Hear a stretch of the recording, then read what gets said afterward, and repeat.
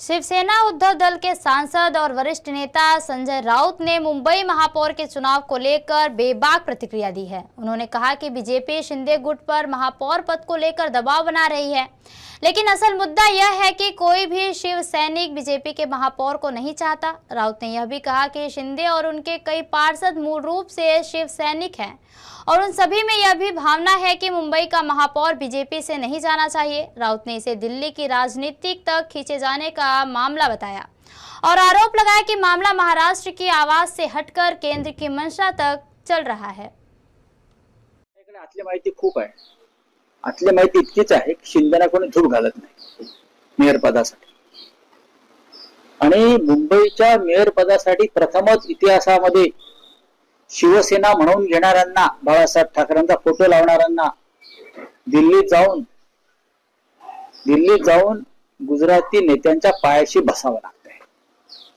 याच्यासारखं अपमानास्पद दुसरी गोष्ट मला दिसत नाही। हक्क काय करण्याचा?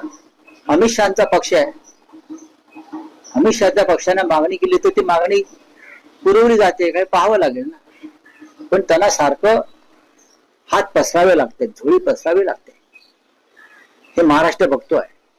बाळासाहेबांचं नाव घेऊ नका, बाळासाहेबांच्या शताब्दीशी तुमचा काही संबंध नाही, लक्षात घ्या।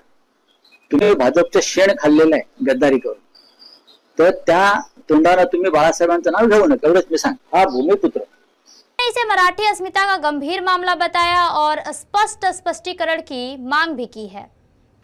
हा भूमिपुत्रांच्या हक्काचा विषय, त्यांच्या जमिनी,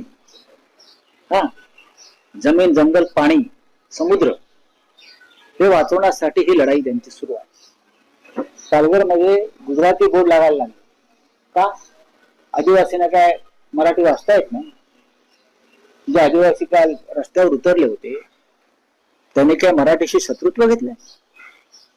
त्यांची भाषा मराठी आहे। ही लढाई त्या आक्रमणाविरुद्ध सांस्कृतिक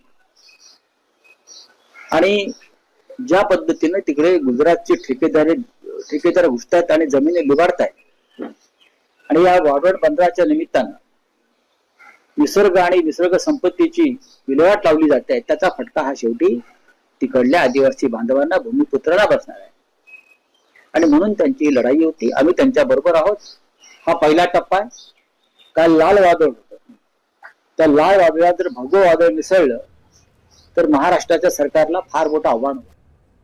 मुंबई में मीडिया से बात करते हुए संजय राउत ने पीएम नरेंद्र मोदी पर भी तंज किया। दरअसल प्रधानमंत्री नरेंद्र मोदी ने बीजेपी का नया राष्ट्रीय अध्यक्ष नितिन नवीन को घोषित होने के बाद कहा कि अब नितिन नवीन पार्टी के बॉस हैं और मोदी खुद एक साधारण पार्टी कार्यकर्ता की भूमिका में है। इस बयान पर संजय राउत ने कड़ा पलटवार किया। राउत ने कहा कि नितिन नवीन कोई आम परिवार से नहीं है और उनकी पृष्ठभूमि राजनीतिक है। यह बदलाव वास्तविक नेतृत्व परिवर्तन के रूप में नहीं बल्कि मोदी शाह की चुनावी राजनीतिक मशीन की रणनीति है। उन्होंने यह भी संकेत दिया कि बीजेपी में निर्णय लेने का असली अधिकार अभी भी शीर्ष नेतृत्व के पास ही रहता है। प्रधान सेवकासारखे वागत नाहीत। 10 लाखाचा सूट घालतात, 29 लाखाचा गॉगल घालतात, 15 लाखाचा पेन लावतात, विशेष विमानानं पंचतारांकी सुविधांसह जगभरात फिरतात। प्रधान सेवक जो असतो, जनसेवक असं वागत। त्याच्यामुळे ही बोलायचाच भात आणि बोलायचीच कडी। नितीन नवीन हे अध्यक्ष जरूर झाले, पण त्यांना ते अधिकार आहेत का? ते स्वतंत्र आहे का काम करण्याचं? एक अनोळखी चेहरा खुर्चीवर बसवून खुर्चीच्या मागून सूत्र हलवण्याची जी सवय आहे ही नरेंद्र मोदी आणि अमित शहाची आहे। ते कोणालाही काम करू देत नाहीत। पक्ष आणि सत्ता आपल्या ताब्यात यावी यासाठी ते बिनचेहऱ्याची माणसं मुख्यमंत्री पदावर आणि पक्ष संघटनेच्या पदावर नेमतात। नवीन हे का राज्याचे मंत्री होते फार तर, आणि ते काय सामान्य घरातले वगैरे अजिबात नाही। त्यांचे वडील फार मोठे नेते होते, मंत्री होते, 4 वेळा आमदार होते, आणि घराणेशाहीतूनच नवीन पुढे आलेले आहेत।